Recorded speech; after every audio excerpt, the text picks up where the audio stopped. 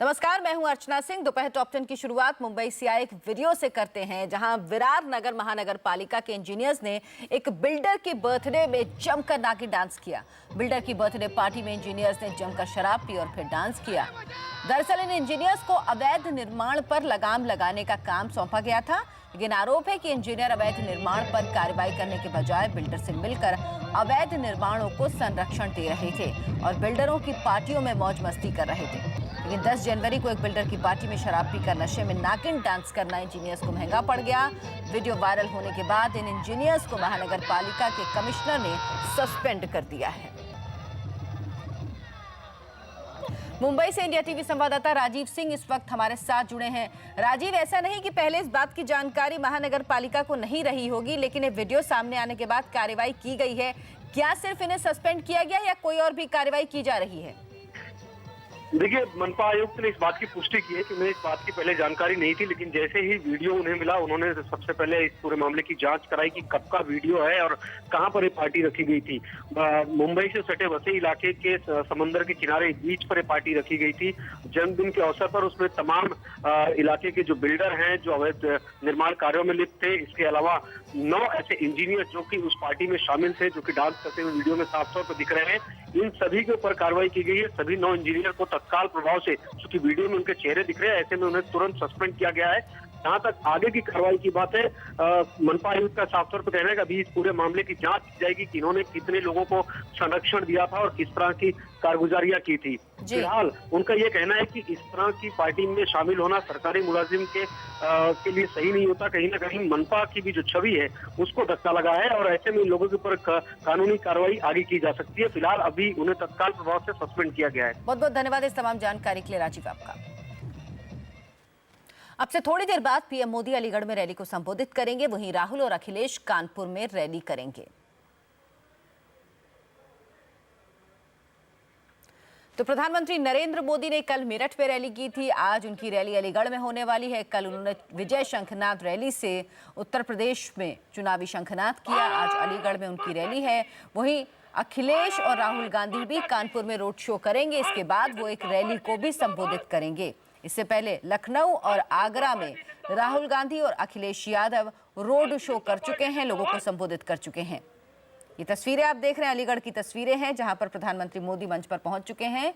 यहां पर वो रैली को संबोधित करेंगे अब से कुछ ही देर में।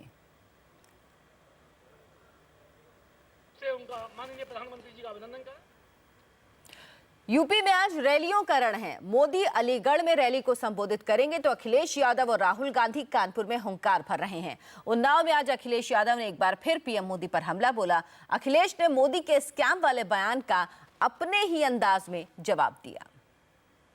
प्रधानमंत्री जी ने कहा कि हमें प्रदेश को स्कैम से बचाना है और स्कैम का मतलब बताया कि एस समाजवादी पार्टी, सी कांग्रेस, ए अखिलेश और एम हमारी बुआ जी। बोला स्कैम से बचाना है। जैसे ही हमें पता लगा तो हमने भी कहा हमें सेव करना है कंट्री फ्रॉम दी। कौन? एक ए नाम से अमित शाह है और दूसरे हैं मोदी साहब। लोगों की जान चली गई, जो लाइन में लगे थे लोग, उनकी कईयों की जान चली गई। कभी पैसे को लेने के लिए बैंकों में कभी जान नहीं गई होगी किसी की, लेकिन अपना ईमानदारी से कमाए हुआ पैसा, अपनी मेहनत का पैसा, अपना छोटा मोटा कारोबार करके जो कमाया पैसा, उसकी वजह से लोगों को लाइन में लगा जान भी चली गई। मरने वालों की केंद्र सरकार ने कोई मदद नहीं की। अगर किसी ने मदद की तो समाजवादी लोगों ने उनके परिवार को 2-2 लाख रुपए देने का काम किया। उधर उत्तराखंड में आज कांग्रेस ने अपना घोषणा पत्र जारी कर दिया। मुख्यमंत्री हरीश रावत ने कांग्रेस के वरिष्ठ नेताओं की मौजूदगी में वादों की पोटली खोली, जिसपे युवाओं को रोजगार, स्मार्टफोन और 1 साल तक डेटा फ्री देने की बात कही गई। साथ ही मैनिफेस्टो में साल 2020 तक पलायन रोकने और प्रदेश में रोजगार बढ़ाने का वादा भी शामिल है। इसके अलावा हरीश रावत ने 2017 तक प्रदेश में सभी आरक्षित पदों को भरने का भी वादा किया। प्रदेश के मदरसों को आधुनिक बनाने और स्किल डेवलपमेंट बढ़ाने की बात भी मैनिफेस्टो में की गई। हरीश रावत ने कहा उनकी सरकार की इंदिरा अम्बा भोजनालय योजना सफल रही है। अब उत्तराखंड में इंदिरा दुग्ध मंडल बनाने का इरादा भी घोषणा पत्र में जताया गया है।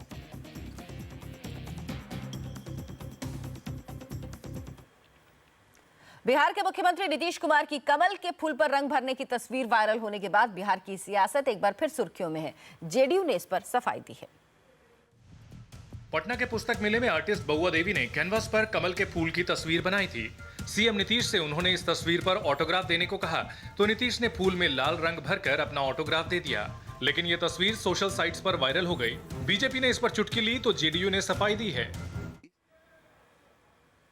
सड़कों पर लगने वाला जाम दिल्ली पर काफी भारी पड़ता है। एक रिसर्च से सच सामने आया कि जाम से हर साल दिल्ली को अरबों रुपए का नुकसान होता है। सड़कों पर लगने वाले जाम से हर साल दिल्ली को 60,000 करोड़ का नुकसान उठाना पड़ रहा है। आईआईटी मद्रास की एक स्टडी रिपोर्ट से पता चला कि जाम में बर्बाद होने वाले डीजल, पेट्रोल, प्रोडक्टिविटी लॉस, वायु प्रदूषण और सड़क हादसों के कारण ये नुकसान होता है। स्टडी के मुताबिक टोल प्लाजा और हाईवे पर सुस्त रफ्तार के कारण गाड़ियां तय स्पीड से बेहद कम गति से चलती हैं। यात्रियों के काम के घंटे का नुकसान होता है। ये कुल प्रोडक्टिविटी लॉस का 75% है। दिल्ली में फ्लाईओवर और सड़कों के बढ़ने के बावजूद ट्रैफिक कम नहीं हो पा रहा है। पीक आवर्स की परिभाषा अब सुबह 9 बजे से रात के 9 बजे तक हो गई है। गुड़गांव, फरीदाबाद, नोएडा और गाजियाबाद को जोड़ने वाली सड़क सबसे ज्यादा जाम रहती है। सीधे आपको लिए चलते अलीगढ़, जहां प्रधानमंत्री नरेंद्र मोदी एक रैली को संबोधित कर रहे हैं। श्री अनूप वाल्मीकि जी, अलीगढ़ शहर से श्री विवेक श्री सारस्वत जी, मेयर शकुंतला भारती जी, श्रीमान भानु प्रताप सिंह, देवराज सिंह, रजनीकांत जी और विशाल संख्या में पधारे हुए अलीगढ़ के मेरे प्यारे भाइयों बहनों, दोनों हाथ ऊपर करके पूरी ताकत से बोलिए भारत माता की, भारत माता की, भारत माता की।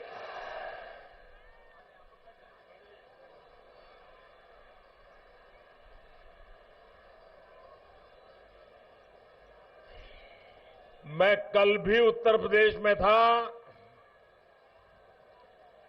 आज दूसरी बार इस महत्वपूर्ण चुनाव अभियान में आप सबके बीच आने का मुझे सौभाग्य मिला है। नरेंद्र और इंद्र दोनों साथ साथ आए।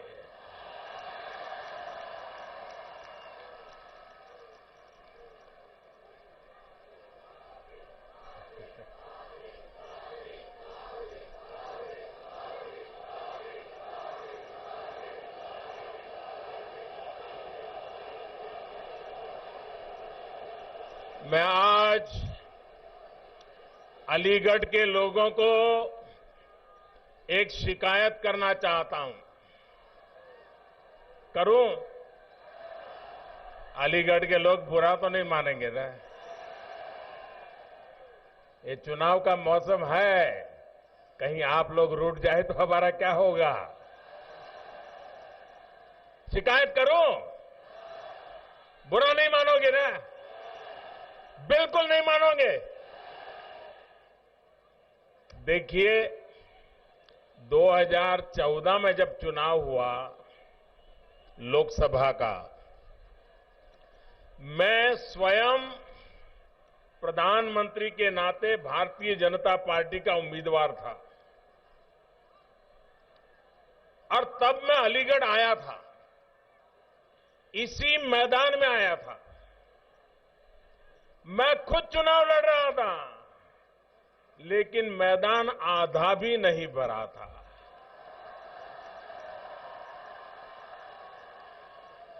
और आज मैं देख रहा हूं, जहां मेरी नजर पहुंच रही है, लोग ही लोग नजर आ रहे हैं। एक प्रकार से ये केसरिया सागर मेरे सामने उफान पर नजर आ रहा है। भाइयों बहनों,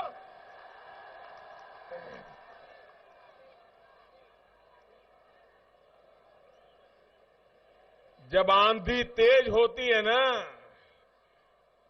तेज आंधी होती है तो छोटी उम्र का इंसान भी उस आंधी में टिक नहीं पाता, इसलिए कोई सहारा ढूंढता है। अगल बगल में पेड़ हो तो पकड़ लेता है, कोई खंभा भी नजर आ जाए तो पकड़ लेता है। भाइयों बहनों, इस बार भाजपा की आंधी तेज है कि यहां के मुख्यमंत्री किसी को भी पकड़ लेते हैं। कहीं इस आंधी में खुद ही कहीं उड़ न जाए, बह न जाए, इस चिंता में और लोगों को पकड़ने में लगे हुए हैं।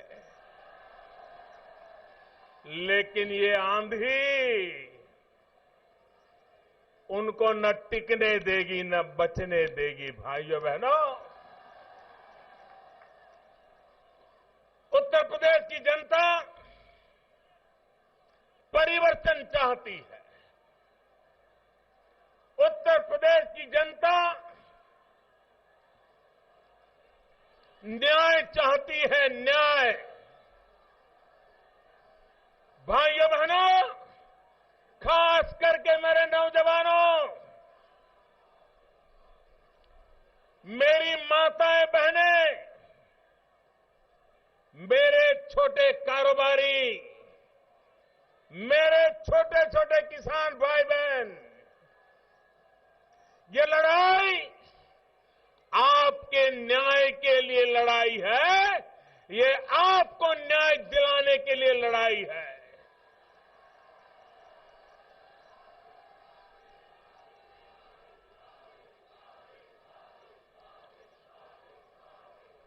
कोई मुझे बताए, दिल्ली में केंद्र में हमारी सरकार बनी,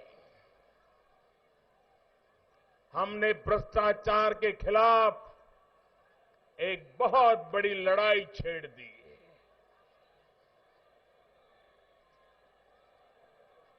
किसी को भी बद इरादे से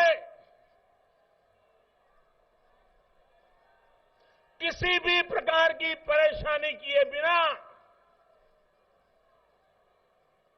भ्रष्टाचार के खिलाफ लड़ाई कैसे लड़ी जा सकती है, ये दिल्ली सरकार ने करके दिखाया। जब से आपने मुझे केंद्र में बिठाया है, एक के बाद एक कदम उठाए हैं। भाइयों बहनों, ये राजनीतिक दल तो पहले भी थे।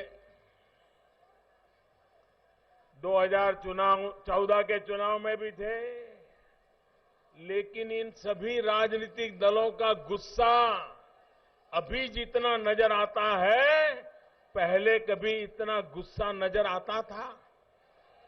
मोदी पे इतना गुस्सा करते थे, मोदी को इतनी गाली देते थे।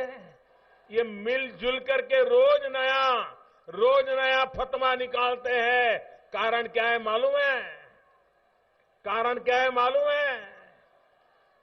भाइयों बहनों, मैं ऐसे स्क्रू टाइट कर रहा हूं, ऐसे स्क्रू टाइट कर रहा हूं।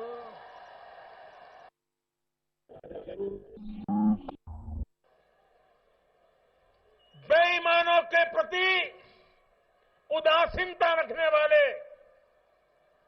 बेईमानों को प्रश्रय देने वाले, गुनहगारी को बढ़ाने वाले या तो आंख मूंदने वाले, उन सबको लग रहा है कि 70 साल के पाप का हिसाब अब देना पड़ेगा। कोई आया है जो पापियों का हिसाब मांग रहा है।